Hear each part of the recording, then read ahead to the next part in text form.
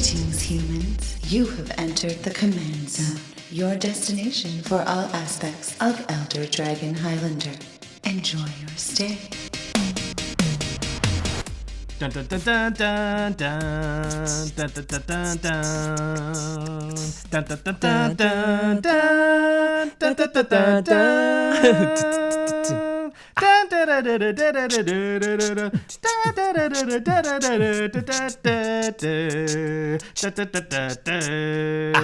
Do. I don't know. Book 'em, Dano. I've never actually seen that show. Hawaii Five-0? Yeah.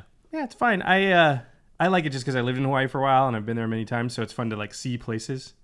Although, Right, because you recognize a lot of them. It's like, I bet when you watch shows set in LA, which there's a lot, Yeah. you'll notice that's like they're in this shot, they're driving down Santa Monica Boulevard, and then they cut to the reaction shot of the passenger and they're driving down a totally different street. Yeah, that happens a lot in LA. It happens a lot when they're like, hey, Grey's Anatomy takes place in Seattle. And you're like, not really. No, it does not. Yeah. A couple exteriors are in Seattle. Yeah, exactly. The prepackaged shots they did a long time ago. What's up, everybody? How's it going? You are listening to The Command Zone. I'm your host, Jimmy Wong. How is it? It's Josh Lee Kwai. It is episode 135. And in 134 previous episodes, we have always had a very detailed outline for the show. Mm-hmm. This is the first time we haven't. It also is coincidentally the first episode that is going to be released under our new Patreon banner. If you guys didn't know, we launched a Patreon last week at patreon.com/commandzone. Some people had some questions, so we'll clear this up really quickly. Patreon is a contribution system where you can become a patron of a show, and in the case of us, other podcasts like Magic the Amateuring, Loading Ready Run, and Limited Resources, you get to pay per episode. So it's very simple. You can give $1 an episode. It supports the show and it supports us, and it goes a huge long way to helping us cover all the production costs associated with making a show like this. Also, it's a good chance for everybody to help us get to our stretch goals, which are making more gameplay videos, making more kitchen table fables. So this is a way to help us get to being able to finance and do more of that stuff. So very exciting.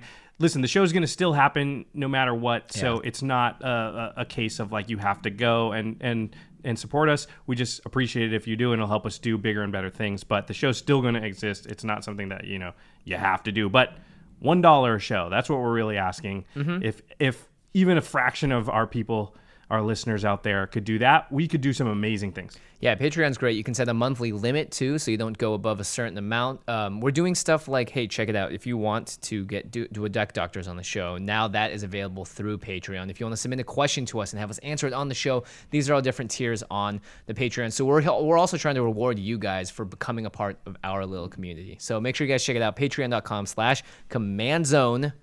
Woohoo! Make sure you also check out our sponsor, Card Kingdom. Use the affiliate link, cardkingdom.com/commandzone. Yeah, and we actually, some of the gameplay videos you mentioned that we could be doing more of, we actually just filmed today, and I got some of the cards from Card Kingdom myself. Yeah, that's right, because you got to tune up those decks. Mm-hmm. So you need the cards, and who's going to get them to you faster than Card Kingdom? Nobody. They are the fastest in the business. They're also the nicest. There's a Plane Chase anthology that's gonna just come out. Yeah, I really want to get a hold of that. I'm definitely gonna order one. I don't know about you. The holidays are coming out. You're gonna want to get Magic cards and product for all your friends. So that's the best place to get them. cardkingdom.com/commandzone. All right, now before we actually go into the episode today, we have a small, exciting little letter that we got here from Wizards of the Coast.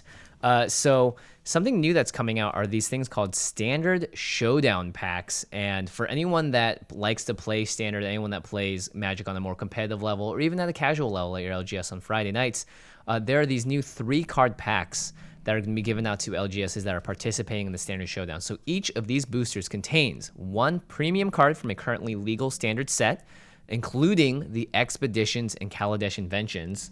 Holy crap. No double face cards, however. I think it's because it's probably difficulties printing. And then there are 2 non-premium cards that are either a rare or a mythic from another standard legal set. So it's really cool. So you can get these packs 2 different ways. You can either receive one from your store during the standard showdown event. It's up to the store to determine how they'll distribute them. It could be like who did the best, who had the best outfit of the day. Who had the coolest brew or the coolest combo? Coolest brew, yeah. Who won the Spirit of the Game award that day. And it's also part of the holiday buy a box promotion for participating stores while supplies last. Standard is really cool right now. A lot of the cards in Standard actually are making it into my decks that I'm playing because they're so powerful, especially from Kaladesh.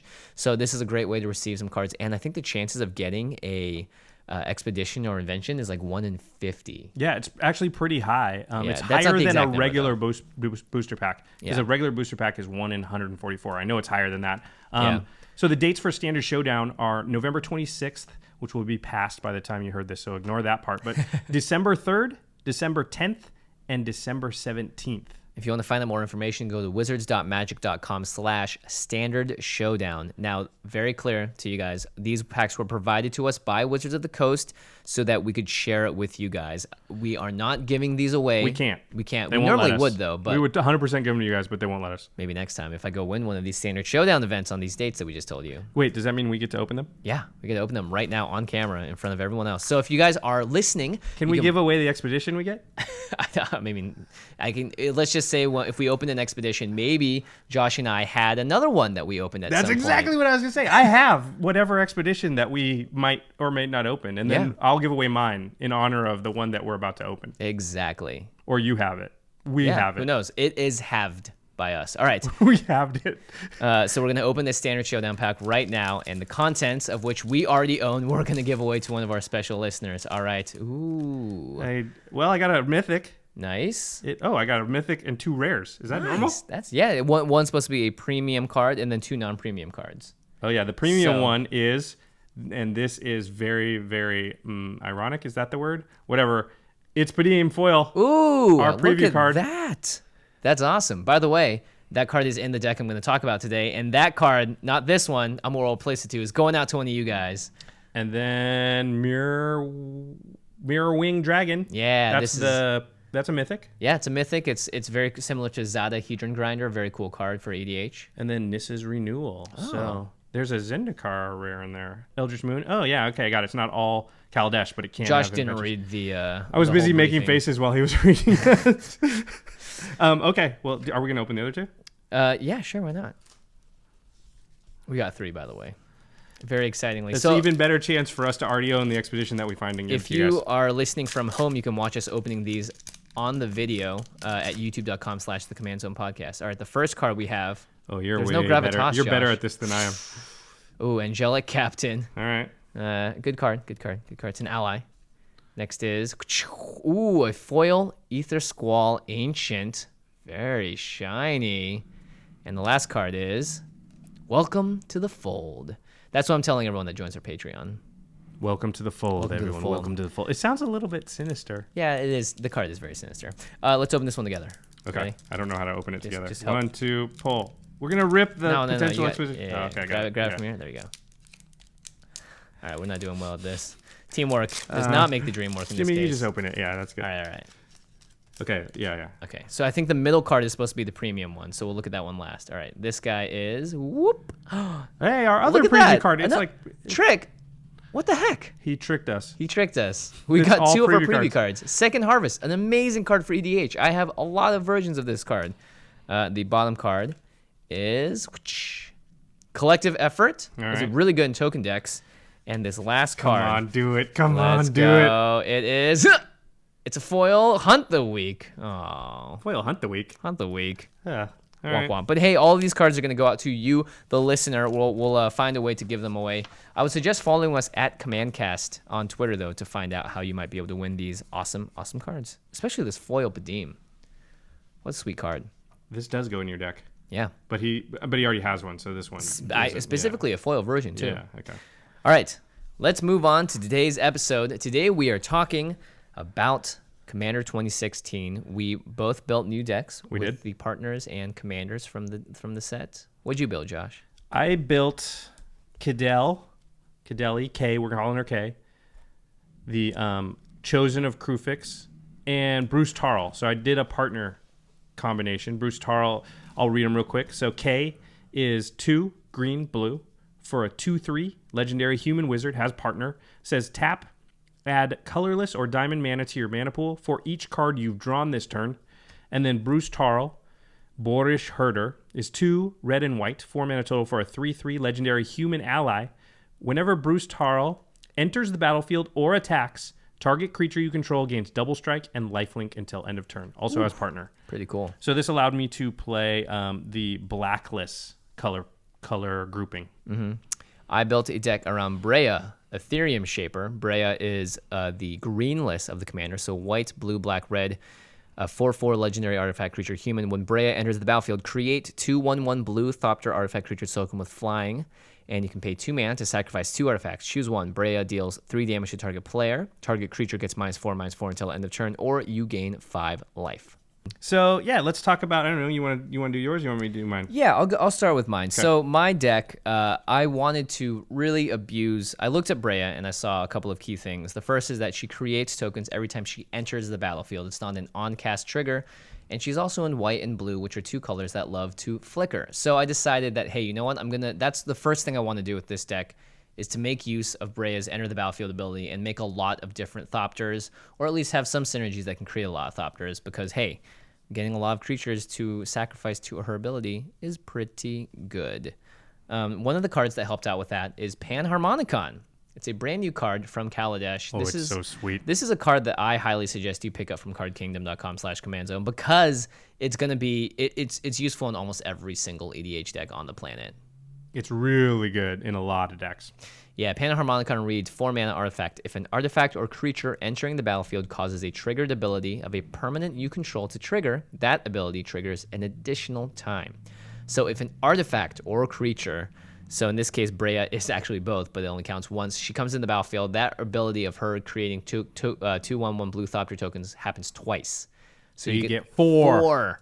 4 for 1, and Panharmonicon does. So good. Yeah, there are a lot of other cards in the deck that want to take abuse of that, abuse that. Another card that I have in here, obviously, that is very good at sort of rebouncing stuff over and over again, is Eldrazi Displacer. It's a card that I've been looking to use in the deck for a long time. 2 and a white, devoid, 3/3. You can pay 2 and a colorless, exile another target creature, then return it to the battlefield tapped under its owner's control.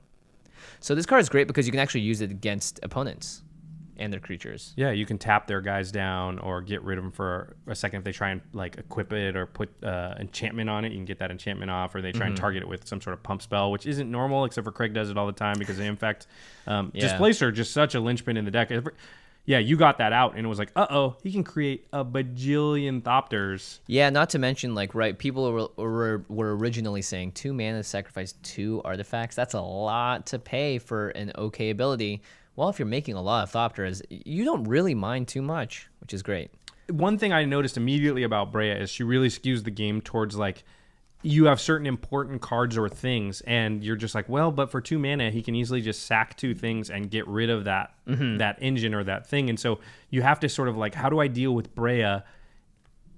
It's difficult to do because in response, you can always like, I sack these 2 things then and kill your general or something. And it's like that -4/-4 was way more impactful in every game than I thought it would be. Yeah, I actually thought that was really interesting because we were playing against the other commanders that had 4 toughness, like Atrax and Saskia both have 4 toughness, so Breya could definitely do a lot of stuff to it, but it also it hampers a lot of decks. It's like you can't cast stuff reliably on other creatures, you can't equip stuff, because if someone just takes out that creature with Breya, you're in a pretty bad position. And it doesn't feel like them sacrificing the 2 artifacts is costing them much to do it. There's so many times where you look and you go, he could just do that for fun. Like, it won't hurt him at all because it's just 2 Thopters.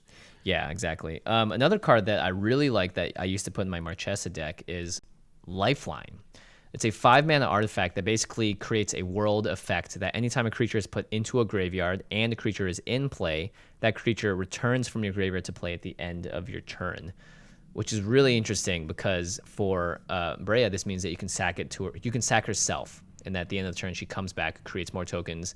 It also means that everyone else gets this ability, but I think in general, if your deck has a lot of enter the battlefield abilities, if you're really abusing this, like with something like a Marchesa deck as well, this is going to be a really good card for you. Yeah, if you've got a bunch of ETBs and they don't. Yeah. And your general also is sacking stuff. Like, even ETB decks don't have a ton of sacking stuff, so they can't actually take advantage of Lifeline like you might. Right, and it does require that you put Breya into the graveyard for a hot second, but that's also so you can use cards like Goblin Welder. This card is absurd. It's a red mana for a 1/1 summon goblin. I love the old tax of summoning a goblin. You can tap it to exchange target artifact a player controls for target artifact card in that player's graveyard. Hello, motorcycle. He's going to the graveyard. He's going to the graveyard. Goblin Welder reads, tap, exchange target artifact a player controls for target artifact card in that player's graveyard. So this is great because you can do it to other players as well. You can switch out like a really powerful artifact they have for something that may have gotten destroyed earlier. In this case, if you let Breya go to the graveyard, you can just start swapping her in and out for any artifact. For a Thopter, if you want, the Thopter goes away forever. But you can also... you get 2 more when she comes back. Yeah, exactly. So you can do it a lot of interesting things with this. Even getting cards back out that were tapped before. So for instance, if you had a Staff of Domination, you used it, you can swap it out with the Goblin Welder because it's tapped, find something else, or even take it from the graveyard back. And it's really interesting because I think this skews the game a lot, and it's one of the most powerful 1-drops I think you can play in Commander. Anytime you can find a 1-drop that's impactful, it's really, really strong, because if you ever get it out on turn 1, you've just done an impactful play on turn 1 where most decks don't. If they don't play Soul Ring, most decks don't have a 1-drop. I mean, yeah. Serra Ascendant, maybe? Yeah, Serra Ascendant, Reese the Redeemed. Things like Birds of Paradise and stuff, right. They're not crazy, But yeah. Anyway. Yeah, so that's sort of the bounce package of the deck. I wanted to be able to reuse stuff and to draw cards. There's also a lot of tutoring that's available to you when you're playing artifacts. So first up, it's Mentor of the Meek. It's a great draw engine because every time Breya comes into the battlefield, she gets 2 1/1s. And so there are 2 triggers on Mentor of the Meek. You can potentially draw 2 cards off of her. Pretty good. There's also Thopter Spy Network, which makes little 1/1 Thopter artifact creature tokens. These are colorless, unfortunately, so they're not the same. You have to get 2 kinds of tokens. It does matter sometimes. But whenever one or more artifact creatures you control deals combat damage to a player, draw a card. If you're making 1/1s that can fly, yeah, they're definitely getting in because you can always poke someone for it. They're never going to be that upset because you're hitting them for 1 or whatever, but you get to draw cards off it. Yeah, pretty great. And past that, I mean, the deck really is just trying to get to a few win conditions. I think that was sort of the issue that the original deck had, was it had a lot of value and it had a lot of accrued value, but it didn't have a way to just win the game. And so I have a combination of 3 cards here that all sort of contribute towards that. The first is Marionette Master. We talked about this on the show. 4 black, fabricate 3. When it enters the battlefield, you can put 3 +1/+1 counters, or you can create 3 1/1 colorless servo artifact creature tokens. It's a 1/3. So we can get up to a 4/6. And whenever an artifact you control is put into a graveyard from the battlefield, target opponent loses life equal to a Marionette Master's power. So you can start draining people before. If you can make Marionette Master bigger by putting like a cranial plating on her, then you can drain people for like 10, 12, 15, and just kill them really quickly. And since you just sack 2 Thopters to do something, you can be like, sack 4 Thopters, you're dead. Yeah, not even that. It's sack 4 Thopters, deal you 6 damage, or make that creature -8/-8, and do like 20 damage to you from Marionette Master. There's also Vicious Shadows. Man, this card was insane when you played it. It did so much damage so fast. Yeah, this won me the game for sure. Spoiler alert. 6 and a red enchantment. Whenever a creature is put into a graveyard from play, you may have Vicious Shadows deal damage to target player equal to the number of cards in that player's hand. Sometimes this will just kill someone outright. Well, it's EDH, right? So that player that consecrated sphinxes and draws a bunch of cards, or hey, spoiler alert, the K deck will do this kind of thing where it has 50 cards in hand. Like, Vicious Shadows is just like, do that, play it, sack one of my guys, good night. Not to mention, damage. Yeah, if a board wipe happens, oh boy, yeah. So that's the thing, is that it doesn't deal it to its controller. You choose where that damage goes to. So it would trigger a ton with the board wipe. When someone else dies in combat, it would trigger there too. So it's very sort of flexible in terms of when it hits, and you always get to choose who dies from it. Perforos, however, you don't get to choose who dies because everyone takes damage. Just everyone dies. Yeah, and Perforos is a enchantment creature god that whenever another creature enters the battlefield under your control, it deals 2 damage to each opponent. So Breya comes in and immediately does 6 to everybody. That's huge, especially when you think of something like Eldrazi Displacer. Now all of a sudden you blink her twice and everybody's taking 18 damage just... Yeah, exactly. So, yeah, blinking Breya is absurdly powerful. The deck, I think, is very good. One card that really surprised me that I think I'm going to be buying more copies of is Fairy Artisans. 3 in the blue, it's a 2/2 creature with flying. Whenever a non-token creature enters the battlefield under an opponent's control, create a token that's a copy of that creature, except it's an artifact in addition to its other types. Then exile all other tokens created with Fairy Artisans. So you always get the next thing that someone plays. If they play something else, then that token goes away and becomes a new one. However, you can sack those tokens to Breya. So it's half of the 'cause cost they're already, artifacts. right? So you're paying 2 mana and you're getting an artifact to sack to it. So you don't get the exile trigger, but you still get the copy of the new creature. So really interesting. Pretty good. It's one of the new C16 cards too. So Yeah, you guys should pick this up. This card I think is going to be good. I'm throwing it out there now. My prediction. pretty good. Pretty good. Because you're playing like a super artifacty deck, there's a lot of fun stuff you can do. Ethersworn Canonist is a card that just shuts down games. It's a 2-mana 2/2, 1 in the blue, 1 in the white. Each player who has cast a non-artifact this spell this turn can't cast additional non-artifact spells. Just basically says everyone gets... Most decks only get to cast 1 spell per turn then. Yeah, unless it's like early and you're ramping out and stuff. But otherwise, it's like Ethersworn Canonist will slow everyone else down while you're powering stuff out. One of the most important cards in the deck is Ashnod's Altar. Even though you're not going infinite, this is a 3-mana sack outlet that gives colorless every time you sacrifice a creature to it. It's just great to power, obviously, Breya. I mean, you can go infinite with Breya and Ashnod's. Yeah. Because you sack the 2 Thopters. You sack the 2 Oh, you need Eldrazi Displacer. I'm missing a piece. If you have those 3, if you have Eldrazi Displacer and Ashnod's, then you can do it because you sack the 2 Thopters to make enough mana to make blink 4 mana. Breya, and with 1 left over, so you're making infinite mana. And then once you have infinite mana, you don't even have to sack the Thopters anymore. You just blink Breya infinite times, make infinite Thopters, and now you can sacrifice those Thopters infinitely to deal 3 damage to everybody infinitely. Yeah, pretty good. That's the only infinite combo that's in the deck. Ashnod's Altar, Breya goes infinite with a lot of stuff, with like Nim's Death Mantle. You could also change the mana into colored mana with, what's that guy called? Gemstone Array? Gemstone Array, yeah. So there's a lot of things you can do with Breya because she makes she's essentially a 3-for-1 every time you cast her. Ashnod's Altar does a lot to get towards there. Do you have Sword of the Meek in there? Because that would be another infinite combo that's possible. It is. I don't have Sword of the Meek in there. I don't know. I wanted to include some infinite combos. I was thinking about. I was like, well, we're going to play with everyone. I wonder how deep I should go. How sort of powerful try you hard want and to make it. powerful. Yeah. So I went more of the funsy route, and so the only way to get there would be with Ashnod's Altar and Eldrazi Displacer. Otherwise, I was sort of going more the recursion route, right? I want to be able to take stuff, put it into the graveyard, and then have it come right back out. So you have stuff like Victimize, which lets you choose 2 target creature cards in your graveyard, and you sack a creature, and you get to return those cards to the battlefield tapped. So my goal is actually to sack Breya a lot into the graveyard and hope no one has graveyard removal, and then be able to bring her back with cards like Victimize, Scrap Mastery, and essentially abuse the fact that I'm happily throwing artifacts into the graveyard so that I can bring them all back out later. Mm-hmm. The deck was very, very resilient. It never felt like the Breya deck was knocked so far down that it couldn't sort of get back up and fight some more. Like, it never felt like it was out of it. It always felt like, I got a little setback, but then it was right back in the fight.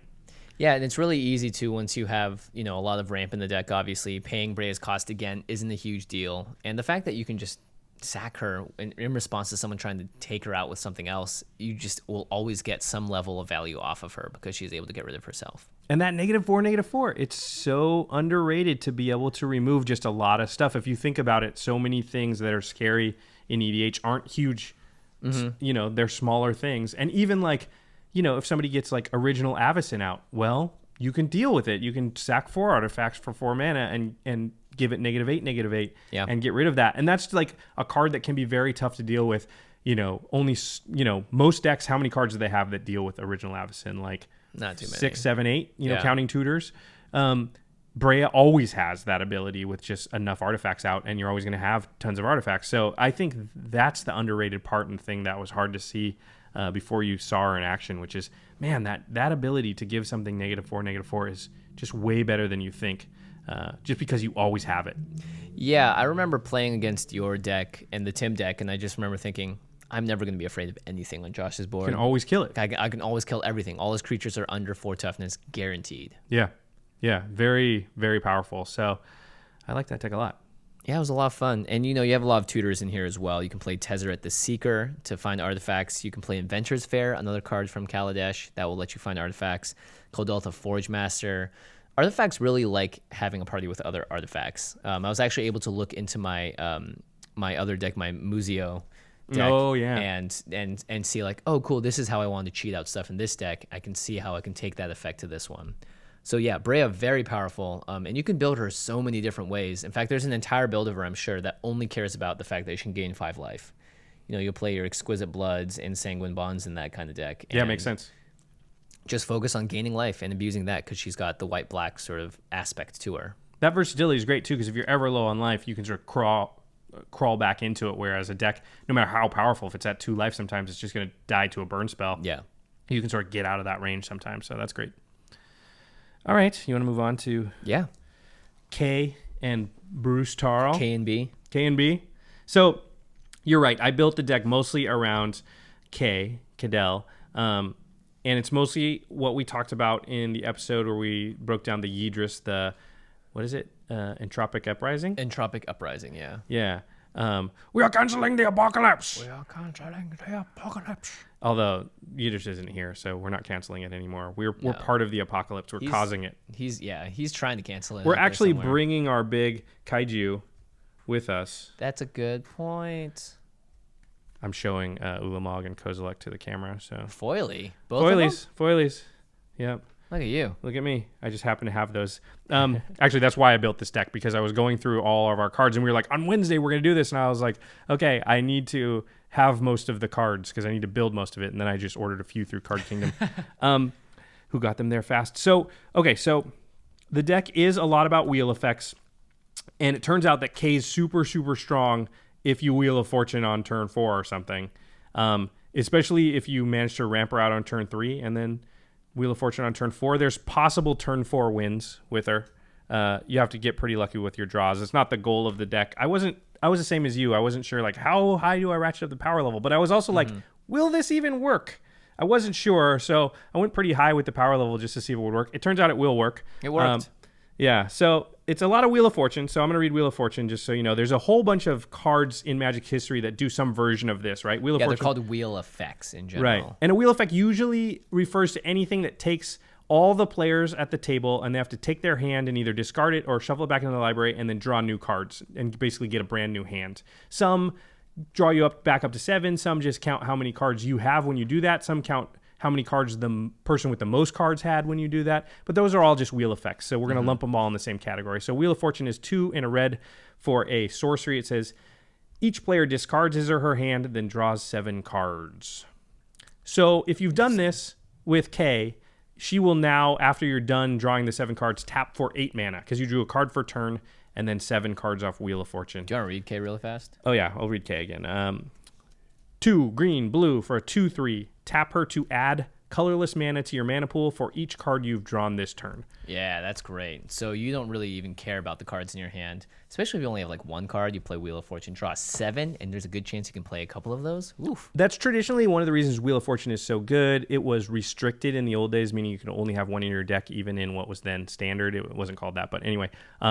But in this deck, you could have 7 cards in your hand and still do it just because that makes K tap for so much more mana, and it sort of gets her going. So that's sort of one of the steps that you want to take. There's other cards that do similar things. One of them is Arjun, the Shifting Flame. Finally saw this card being played for the first time. And it's very strong. So it's 4 red-blue for a 5/5 flyer, legendary Sphinx Wizard.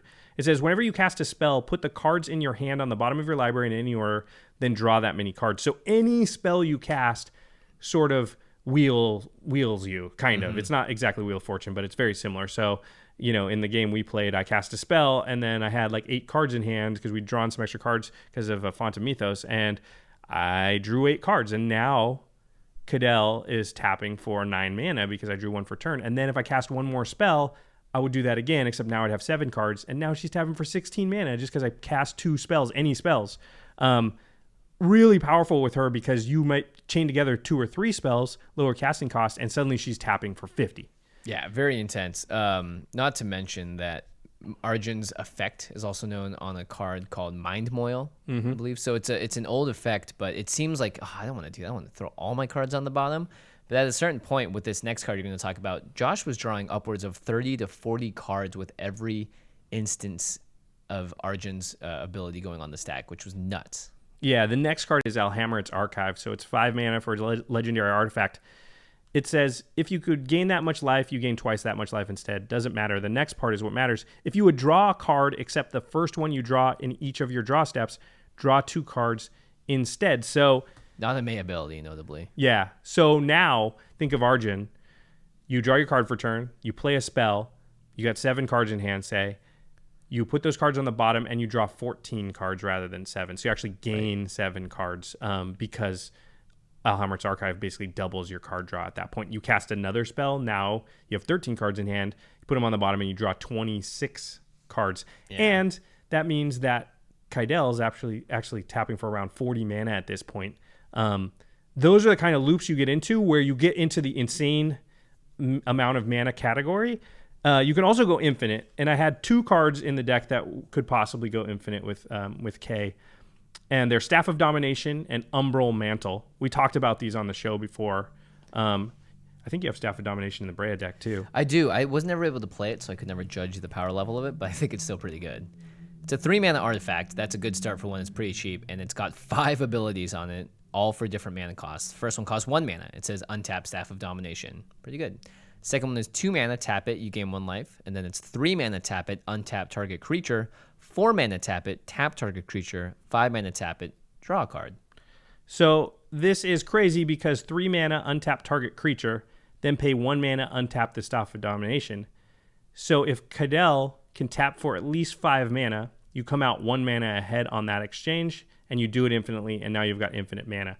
And then the staff is also insane because once you have infinite mana, it can do the other things you want to do, which is draw cards. Because you now pay 5 mana, tap it to draw a card, and then 1 mana to untap it, and then you do repeat that. So once you have infinite mana, you can draw infinite cards.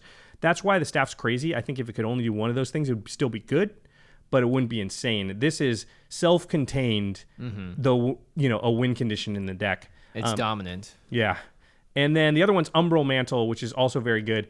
It's 3 mana for an equipment, and its equip cost is 0, which is, I don't know why. It's just way too good. And it says, equipped creature has pay 3, and then it has the untap symbol. So you actually have to untap the creature, which I guess sometimes could be a downside, but not on a mana dork like K. Dork. So you pay 3, untap the creature. This creature gets +2/+2 until end of turn. This does a couple of things. One, it creates infinite mana as long as Kydele can tap for at least 4. But also, if she can only tap for 3, it's not horrible because you can tap and untap her infinite times, and she grows to an infinite size, and she's your commander. So if anybody happens to be open on, say, turn 4 or 5, you can sometimes play Umbral Mantle, maybe play something like a Brainstorm. Brainstorm is 1 blue mana, draw 3 cards, then put 2 cards from your hand on top of your library in any order. So it says draw 3 cards, so you don't even care. You're just trying to get K to tap for more than more than 3 mana. Yeah, she'll tap for 4 if you play Brainstorm during your turn. So you Brainstorm. Now she's tapping for 4. You play Umbral Mantle, put it on her. Now tap untap her infinite times. Turn 4, you could kill somebody by making her, a 1 million creature, or what we call arbitrarily large. So Brainstorm was a surprise because there's not a ton of EDH decks where I found Brainstorm really shines. Mizzix is another one. But in this deck, it's basically reads Brainstorm plus add 3 colorless mana to your mana pool. Yeah, if you have Kydele out. Yeah, and enable a bunch of your combos. So that's very good. That's absurd. Yeah. Another really good card in the deck is Thrasios. So Thrasios, Triton Hero, is one of the other partner commanders that comes in the Yidris deck. It's green and blue for a legendary Merfolk Wizard. It's a 1/3. It has partner. Again, we're not playing it as a commander. It's just in the deck. It says pay 4 mana, scry 1, then reveal the top card of your library. If it's a land card, put it onto the battlefield tapped. Otherwise, draw a card. It's got everything. It does have everything. Once you've created infinite mana with K, then Thrasios becomes a win condition because you don't tap Thrasios. So you just pay 4 mana in, flip over the top card. If it's a land, put it directly into play. If it's not, put it in your hand. So you can keep drawing cards and playing lands. Now, the lands don't come into play untapped. So what happens is you eventually have Kydele, and it says draw a card, so it's pumping her. You eventually have Kydele untapped, tapping for a bajillion mana. You have lands in play, and then you just need to find one of the win conditions. Yep. This is what, this is sort of the main one. Fireball, X and a red. Fireball deals X damage divided evenly, rounded down among any number of target creatures and or players, and it costs 1 more to cast for each target beyond the first. But when you have infinite mana, it doesn't matter. It just reads everyone takes an arbitrarily large number of damage. Yep. It's super good. The only problem you run into is that it costs a red to get started, when you get Thrasios and you get infinite mana, you're going to win the game because there are some ways to definitely create colored mana from colorless mana. Mm-hmm. And that was one of the things when I was goldfishing the deck that I figured out was that, okay, you get into these loops where I can create a lot of mana, but it's not colored. And so how do I turn colorless mana into colored mana? And the best way you referenced earlier is... Gemstone Array, 4 mana, artifact. You can pay 2 mana to put a charge counter on Gemstone Array and remove a charge counter to add 1 mana of any color to your mana pool. So with infinite mana, you put as many gem counters you want. It then becomes infinite colored mana of any color. And then you can use the red to make Fireball. In fact, you don't even need to have infinite mana. There was a point, I think, in one game where I was tapping Kydele for like 87 mana because of Arjun. I wasn't infinite, but that's plenty to put 2 on Gemstone Array, take them off, right, make a red mana, and then, you know, hit enough. 2 people for 43, which is usually going to at least kill 2 people. Comet Storm is a similar way to do that, like Fireball. Also, you could just have Gilded Lotus or Chromatic Lantern. You can hit one of those off the top with Thrasios, play it, and that'll tap for your red mana. That's another way to sort of create colored mana from colorless mana. Or just put a basic mountain in there, Josh. True. But, I mean, if you've tapped out, you're not going to be able to get it into play that way. The other thing, so that's sort of a big win condition, right? You'll suddenly on, you know, whatever turn, get infinite mana, go off and sort of kill everyone. But there's other ways to sort of just have really big plays happen that aren't infinite.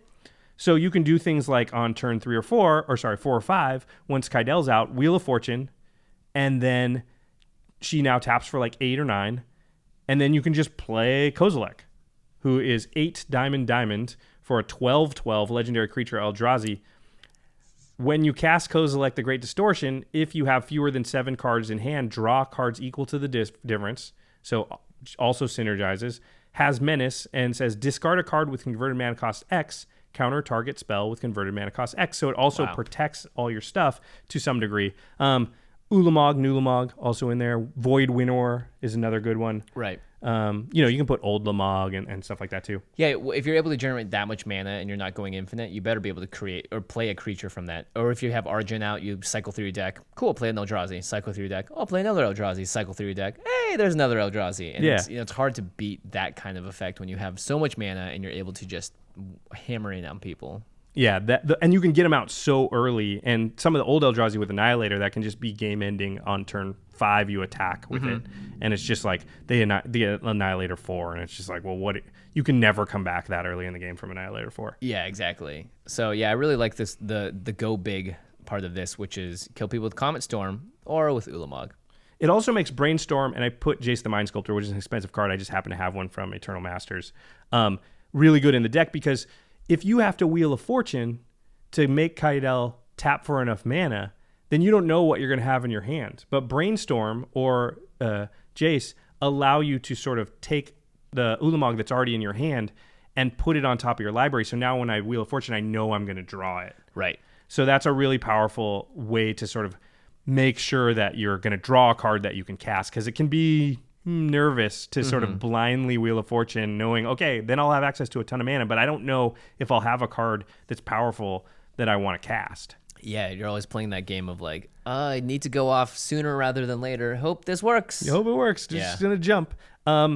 So the last card, well, there's 2 cards I want to talk about. One I put in for fun. I didn't get to play it, but I still think it might be good. Oh, right. Nin the Pain Artist. Red and the blue. 1/1 Vidalcan Wizard. X red blue. Tap Nin, and she does X damage to target creature. That creature's controller draws X cards. So you can do this to yourself. You can do this to yourself to draw cards. You can also do it to your opponent to mill them out once you have infinite mana. Right. And also the Umbra Mantle can just be switched over to Nin. Untapped, do it again. So it's possible to sort of destroy all the other players that way. Right. It's a card that I've always eyed, and I know Alex Kessler, I think, has a Nin deck that's very good. It's my kind of effect. So that was a fun one. And the last one, the whole reason that I went with Bruse Tarl over like something else is Jeskai Ascendancy, which is a crazy card.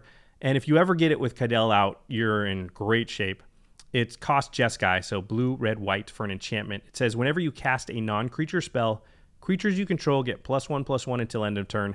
Untap those creatures. And then whenever you cast a non-creature spell, you may draw a card. If you do, discard a card.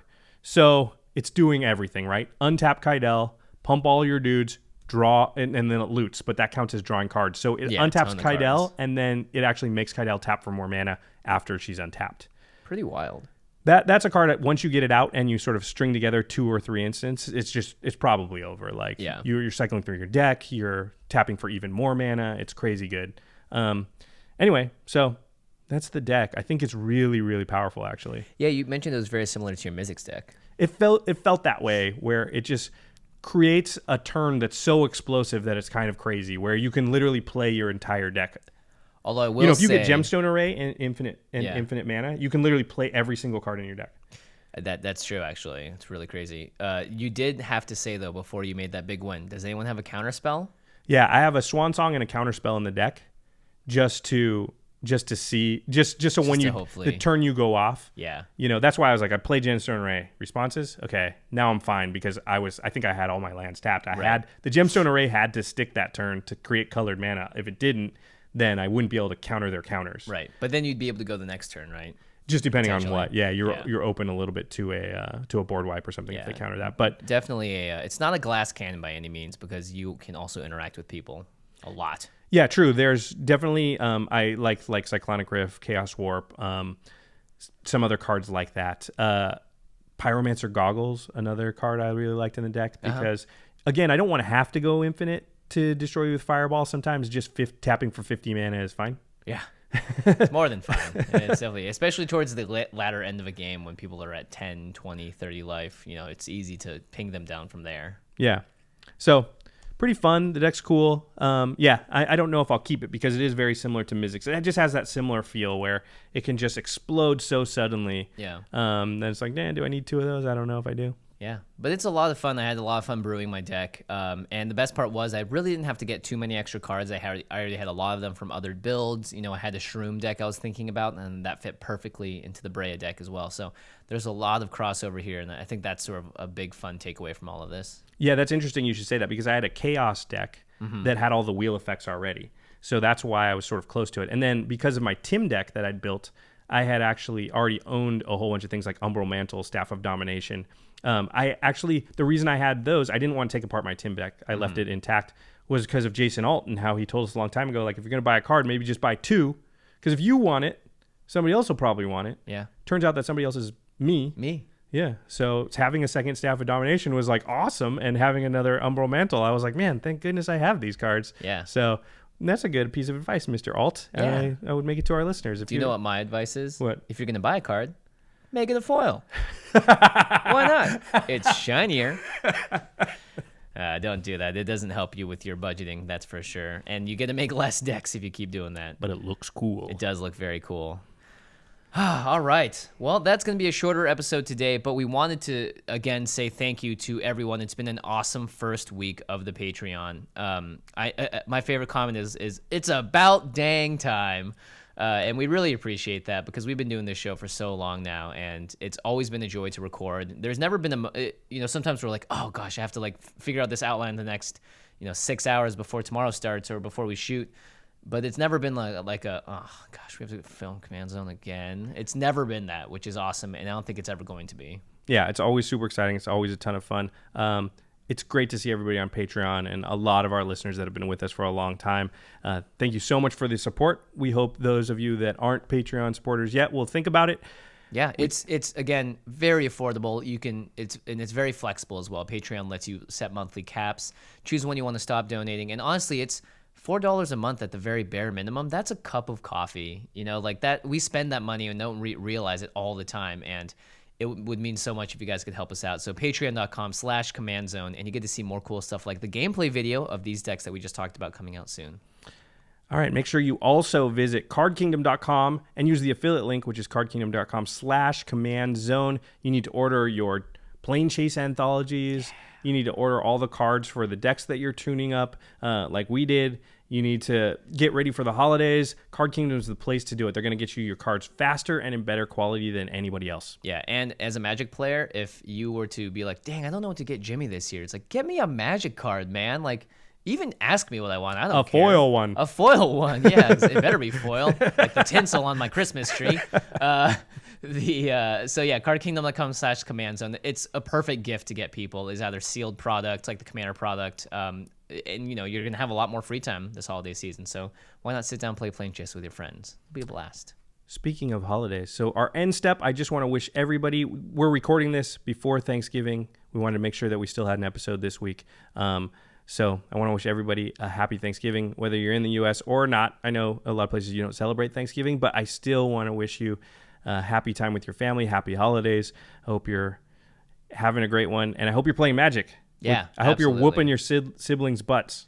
Yeah, even if you're not celebrating Thanksgiving, it's a great chance to think about being with friends and family and rejoicing and appreciating all of those around you and all of your loved ones and the ones that support you and help you out in your life, and to give thanks. So thank you, everybody. And we hope you have a great time talking about the cleanup step, because our sister podcast for the show. I almost skipped it. I know, right?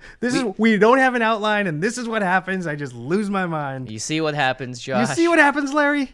This is what happens is we don't give thanks to our amazing sister podcast who's been around almost as long as we have. They gave thanks to us in their Thanksgiving episode. They actually sang a song to all of their Patreon supporters. It was pretty funny. They did? Yeah, it was great. The episode's like 10 minutes long, but they improv the song and said everyone's name. So it was a really, really cute thing to do. Maybe we'll do something similar. Man, speaking of songs, I got a new end step. Yeah? You need to listen to the 200th episode of Magic the Amateuring. Oh, yeah. I have yet to listen to it, but you were busting up laughing about it. It's so good. I was embarrassing myself in the gym because I have the headphones on and I just kept laughing and people would look at me and I'm like, sorry. But it's so good. They wrote a musical. Dude, it's great. Please go check out episode 200 of Magic the Amateuring. They do a musical episode. They literally wrote a bunch of songs about magic, but in music, in Broadway musical style. Wow. I can't even do it justice. I almost wanted to retire the command cast because I was like, we will never top that episode. It's so good.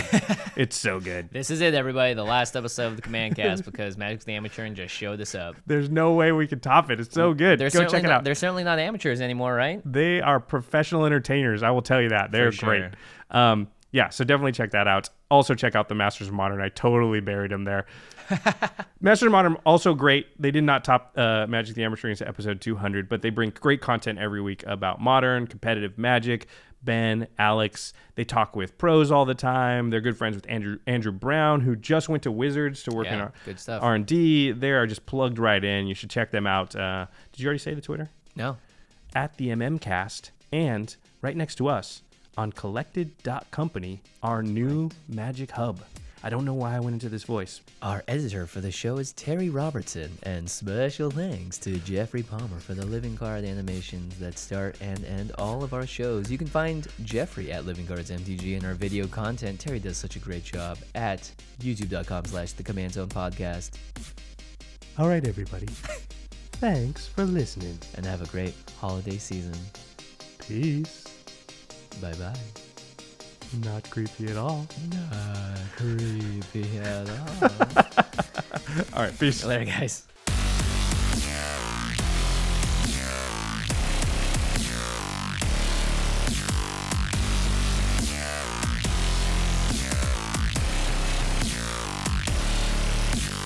Thank you for your attention. For further inquiries, send an email to commandcast@rocketjump.com or ask us on Twitter at JFWong and at Josh Lee Kwai. See you later, alligator. Greetings, humans.